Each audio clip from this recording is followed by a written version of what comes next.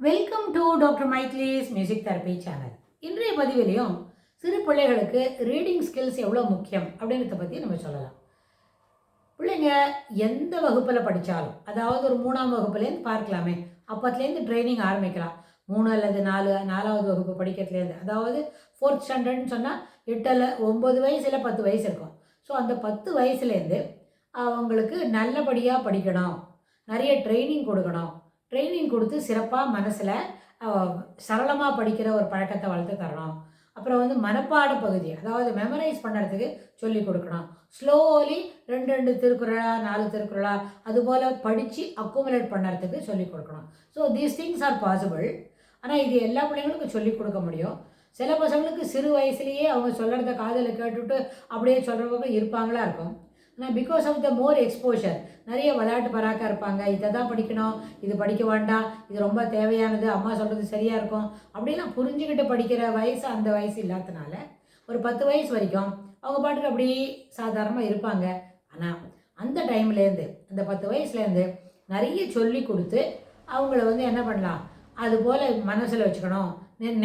நினைவாற்றலை பெருக்கிக் கொள்வதற்கு இது பயனுள்ளதாக இருக்கும். நிறைய செய்திகளை தொடர்ந்து சொல்கிறதுக்கு இது பயனுள்ளதாக இருக்கும். இவ்வளோ வேகமாக படிக்கணும், வேகமாக படித்தா தான் மனசில் நிற்கும் அப்படின்லாம் அவங்களுக்கு சொல்லிக் கொடுக்கலாம். ஸோ இது எல்லாமே சாத்தியம்தான். அது அந்த வயசு தாண்டின பிறகு தான்.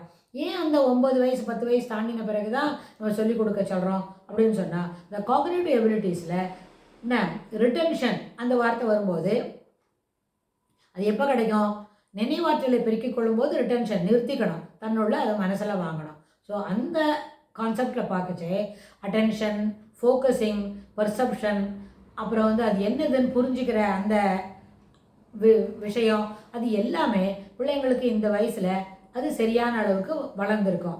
மோரோவர் அந்த நியூரல் நெட்வொர்க், நியூரல் நாட்ஸ், அப்புறம் சென்ட்ரல் டெண்டன்சி அப்படிலாம் சொல்கிறோம். நினைவில் வச்சு கொள்ளும்போது, அந்த நினைவில் வைத்து கொள்ளும்போது இதெல்லாம் இப்போ நல்ல தனியாக அளவில் தானாக புது ஒரு நாட் தயார் பண்ணிக்கிறதுக்கும், புதுசாக ஒரு நியூரல் லூப் தயார் பண்ணிக்கிறதுக்கும் மூளை என்ன பண்ணியிருக்கோம், இந்த 9 வயசில் அது நல்லபடியாக வளர்ந்துருக்கும். அந்த எபிலிட்டி ரொம்ப ஃபாஸ்ட்டாக இருக்கும். அதனால் அந்த நேரத்தில் புதுசாக சிலதெல்லாம் சொல்லிக் கொடுக்கலாம் அப்படின்னு. ஸோ அவங்களுக்கு நினைவில் வைத்து கொள்ள வேண்டும் என்றால் சொன்ன செய்தி நல்லபடியாக புரியணும். எந்த செய்தியாக இருந்தாலும், அது பாட தொடர்புடையாக இருந்தாலும் இல்லை வேறு எதான ஆர்ட் ரிலேட்டடாக இருந்தாலும், இன்னும் சில செய்திகள் மெமரைஸ் மட்டுமே பண்ணணும், அதுபோல் இருந்தாலும் பிள்ளைங்களுக்கு அது நல்லபடியாக நினைவில் இருக்கணும். அப்படின்னா the more you recite you can able to retain it, the retention will be bit more easier அப்படின்னு சொல்லுவாங்க. ஸோ அதான் அவங்களுக்கு நிறைய விதத்தில் சொல்லி கொடுக்கலாம் இது எப்படி இருக்குதுன்னு. அதனால் முதல்ல என்ன பண்ணணும், பார்த்து படிக்கணும். எந்த புஸ்தகமாக இருந்தாலும், டெக்ஸ்ட்டு ப்ரோஸாக இருந்தாலும், இல்லை சப்ஜெக்ட் வைஸ் சயின்ஸு, ஜியாகிரஃபி, அப்புறம் சிவிக்ஸு அதுபோல் இருந்தாலும் அது எல்லாத்தையும் ஒரு தடவை எல்லா பாடம் படிக்கிறதுக்கு முன்னாடி இந்த பாடத்தை படிக்கணும். அந்த பாடத்துக்கு கொஸ்டின் ஆன்சர் படிக்கணும், எஸ்ஏ டைப் படிக்கணும், அப்புறம் இன்னும் சாதாரண ஷார்ட் ஆன்சர்ஸ்லாம் படிக்கணும். அப்படின்னா அதுக்கு முன்னாடி முதல்ல அந்த பாடத்தை படிச்சிடணும். பாடத்தை பார்த்து சரளமாக படிக்க வரணும். அதுக்கு ஒரு நாள் ஒரு தடவை படித்தா போகாது, 2 நாள் 3 நாள், அதுபோல் 3rd டேயில் அந்த பாடத்தை நல்லபடியாக படிக்க வரும்.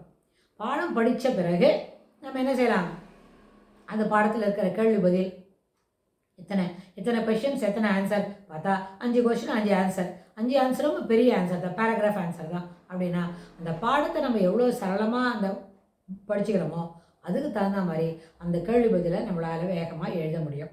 ஆனால் ஒரு 3 days செலவு பண்ணுறோம் இல்லையா, இன்றைக்கி ஒரு தடவை நாளைக்கு ஒரு தடவை, அந்த மாதிரி 3 times ஒரு தடவை படித்த உடனேவே அதில் இருக்கிற என்ன செய்தி அப்படின்னு தான் அந்த பாடத்தை நம்ம பிள்ளைங்களுக்கு சொல்லி கொடுத்துடலாம். இதெல்லாம் இருக்குது அப்படின்னு ஒரு தடவை படிக்கும்பொழுது அந்த பாடத்தை சொல்லி கொடுத்துட்டா அது அப்படியே மனசில் நிற்கும். அந்த பிள்ளைங்களுக்கு அடுத்த தடவை அவங்களா கேள்விக்கு பதில் படிக்கிறாங்க இல்லையா, அப்போ அவங்களால சரளமாக வேகமாக படிக்க முடியும்.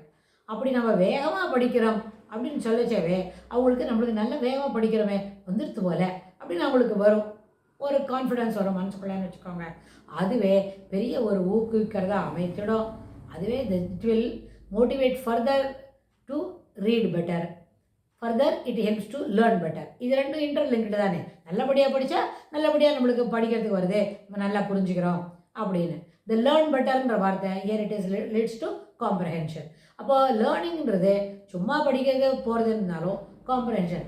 இந்த லேர்னிங்ன்ற வார்த்தையை இன்னொரு இடத்துல கூட நம்ம பயன்படுத்தலாம். ஒரு வளர்ந்தவங்க இருக்கிறாங்க. இப்போ ஒரு கார் ஓட்ட கற்றுக்குறோம் அப்படின்னா அந்த என்ன அது லேர்ன் பண்ணிக்கிறோம். எப்படியெல்லாம் காரை ஓட்டணும், என்ன ப்ரொசீஜரில் காலை வச்சுக்கணும், ஆக்சிலேட்டர் என்ன, பிரேக் என்ன, கிளச் என்ன, எப்படி கிளச் பார்க்கணும், எப்படி ரேர் வியூ மிரர் பார்க்கணும், பின்னாடி இருக்கிற நம்மளுக்கு தலைக்கு மேலே இருக்கிற கண்ணாடியிலேருந்து பின்னாடி வர என்ன செய்தி என்னது, என்ன மாதிரி வெஹிக்கிள் வருது, அதில் எப்படி நம்ம சமாளிச்சுக்கணும், அப்படி இது எல்லாத்தையும் பார்க்கும்போது we are learning it.